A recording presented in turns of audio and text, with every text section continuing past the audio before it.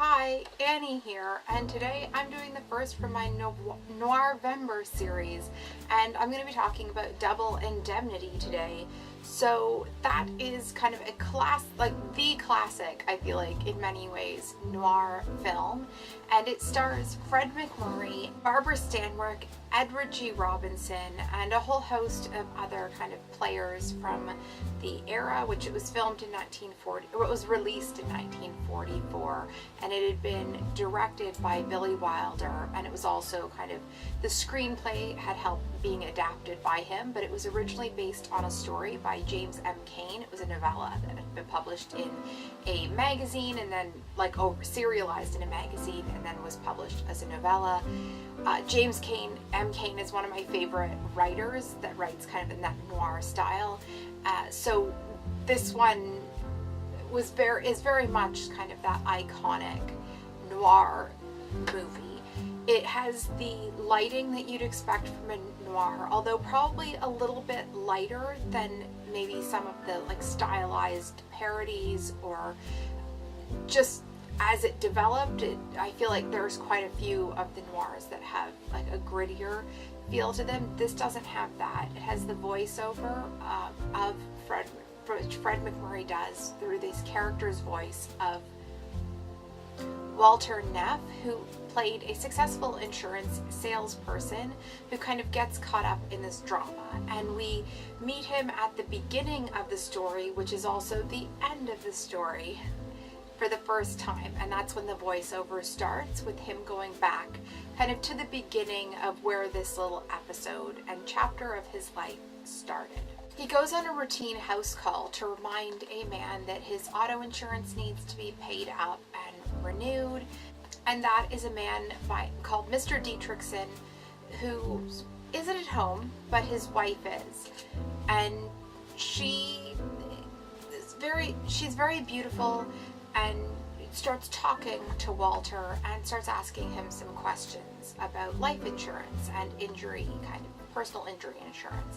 Her husband works in the oil fields, and so, she has legitimate, justifiable reasons why accident insurance or injury insurance might be something that she'd be interested in, but it soon becomes apparent that maybe her intentions aren't totally pure, maybe there's trouble in the marriage. And Walter Neff, who is at this point what we know to be a good man, discourages her, says straight out, if you're thinking of this, you won't get away with it, this is a bad idea. And he goes home to his apartment, but there he can't stop thinking about her. He can't stop thinking about what she was saying and how unhappy she was saying she was. And then she shows up at his door because he'd forgotten, I think it was his hat, he'd forgotten his hat at her house. And she'd track down where he lived so she could deliver it. Again, they have another conversation, and this time Walter has some different ideas. It seems that he's maybe always, as an insurance salesman, he has spent a great deal of time thinking about murder and how to commit the perfect murder. And that's kind of what sets the wheels in motion. The voiceover that he's doing is for his boss, Keys, who is Edward G. Robinson at the agency. And while he's planning this murder, because he knows Keys would be one of the investigators investigating, he kind of lays a lot of things that he know will satisfy Keys any worries he has, because the person just bought the policy, and also kind of tries to anticipate where Key's mind might find flaws and smooth the way for that not being a problem. Barbara Stanwyck, certainly in this, who she plays Phyllis Dietrichson, certainly turns out to be a bit of a nightmare dressed as a daydream, to steal a line from a Taylor Swift song.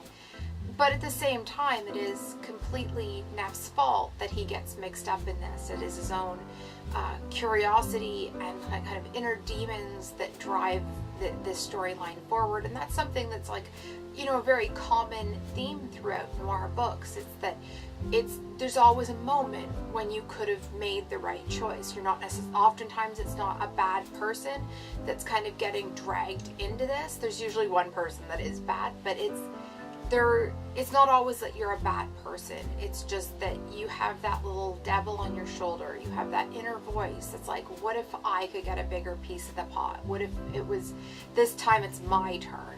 And that's kind of where things always go. And often by the end of a noir, it turns out that either resolution, it would be a lose-lose. Like there's no way to truly win. It turns out that, you know, whether it's that the person you're dealing with wasn't who you thought, or that the police catch you, or whatever it is, that it's a lose-lose.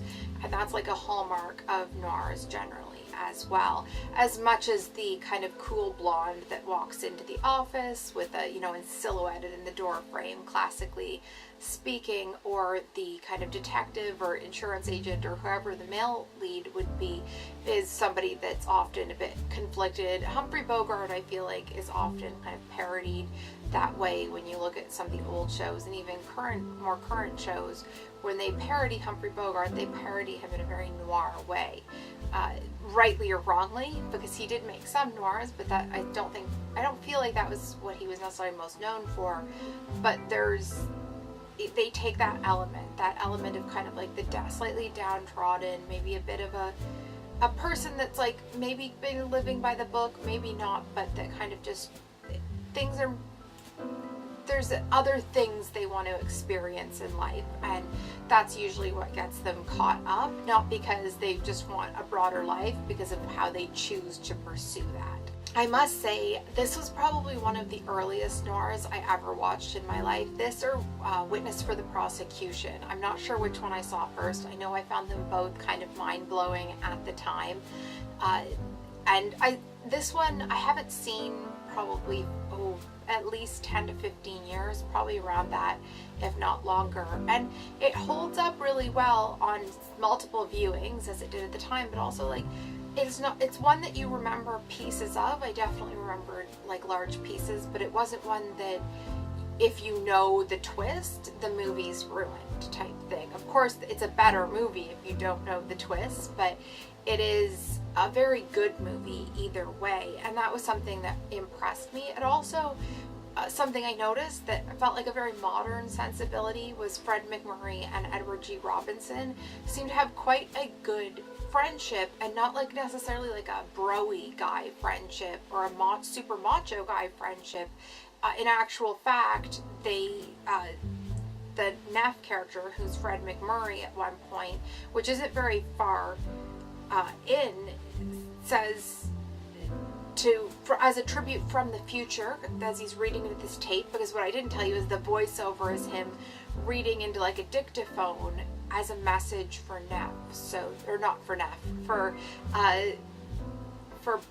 Keyes, who was played by Edward G. Robinson, as a way for him to know exactly what had happened and what had gone wrong. Because what we do see off the top of the movie, so this isn't spoiling anything, is that Neff has been injured and he's bleeding. So that, you know, that looks like the end is near, and he's just trying to sort the loose ends out for Keyes.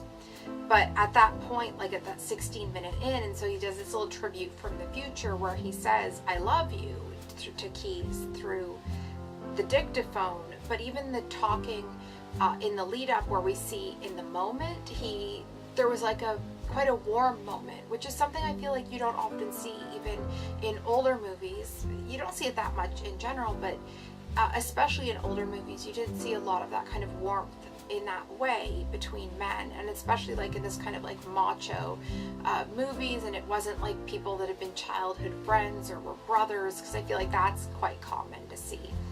Or they hadn't, as far as we know, they hadn't been like military buddies and been through the war together, because that's the other usual exception to that like warmth thing. But that was something I quite liked. It did feel quite modern that way. The overall movie does have the narration style that would be, I think, pretty typical as far as like typically associated with noirs. That is something that I think makes the movies like stylistically interesting, but also like very identifiable often as well. This movie does have some really great plot twists, nothing too drastic, but also like enough to really keep you on your toes, especially on a first watch. It's got some really interesting like points of the mystery where things have been very well thought out, which you'd expect, but at the same time, like sometimes in these mysteries there's nothing that you can't see immediately where the problem's gonna crop up, and this was one that you couldn't tell that immediately. The problems that did crop up weren't necessarily the ones you expected to crop up. So that's, and then there's a couple kind of fake outs too, where you think, oh God, that's gonna happen and that's gonna go wrong, and then stuff kind of gets back on track and you think, oh, they're gonna get away with this.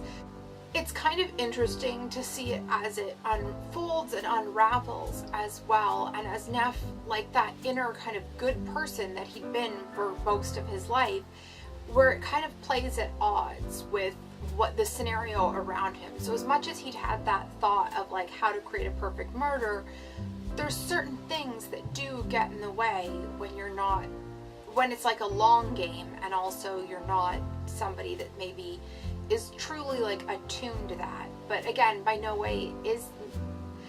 means is this an innocent person. It's just that those, I think it portrays the conflict between those two sides of a person quite well, especially in a person that isn't kind of like inherently evil. That balance of, mind you, you could argue that anybody that kind of will plot and commit a murder like that is inherently evil, but you know what I mean, like that good side, bad side, the angel and devil on your shoulder. And I think that it does, as easy as it looks for him to follow through with this, then there's these other moments that seem to kind of, he can't quite kind of keep it up. Like there's moments of kind of a good person shining through, and that's, I think, makes it all the more interesting. Actually, it's not that, I don't think it exonerates the character from the crime, it just makes it more interesting, more complex, and in many ways more real.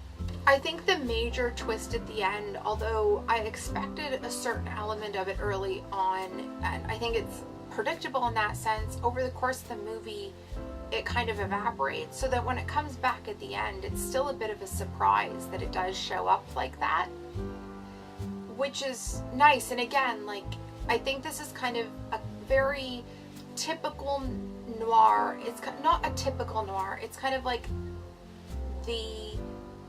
it's kind of one of the best ones. It's one that is very much like kind of ticks all the boxes for a noir. There's not like one that's left off. It's not overly violent as far as what we see on screen. We don't see that violence. We don't even really hear anything. Like, it's just all we see off, like it's happening off camera, so the camera might be angled this way, but it's happening over here. And again, I think that's quite typical of those noir films and in general of that era.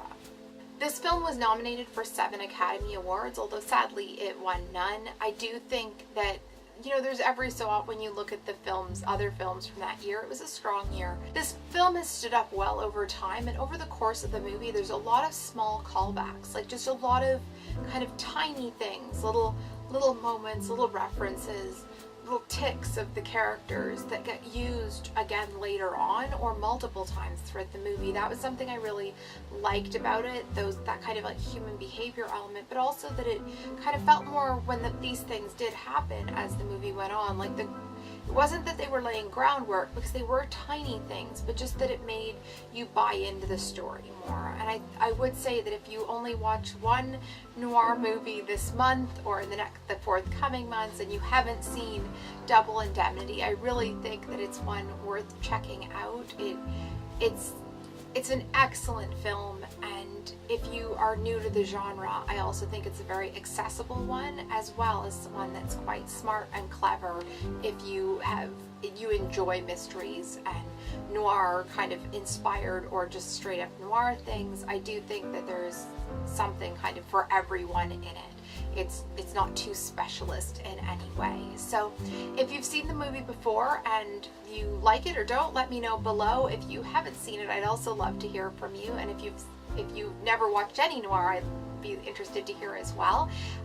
Please like this video if you enjoyed it, and subscribe. I'm doing a special kind of November bonanza this month, so there's going to be lots of videos coming your way, lots of noir type topic, lots of noir based content, as well as other stuff as well. There's also some Christmas crafts, and well, there's also some crafting going on, and that is some of the ideas for gift ideas or for the holidays that are coming up. So there's lots of that. If you're interested in entering my giveaway, make sure to check out the first video from this month, which I'll also list in the description bar. And yeah, I think that's it. Don't forget to leave your comment and all that jazz, but I'll see you soon. Bye.